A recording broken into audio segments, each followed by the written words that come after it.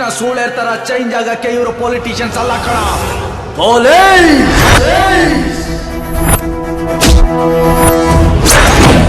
ಇವ್ರನ್ನ court produce ಮಾಡಿದ್ರೆ ಮಹಾ ಅಂದ್ರೆ ಏನಾಗುತ್ತೆ?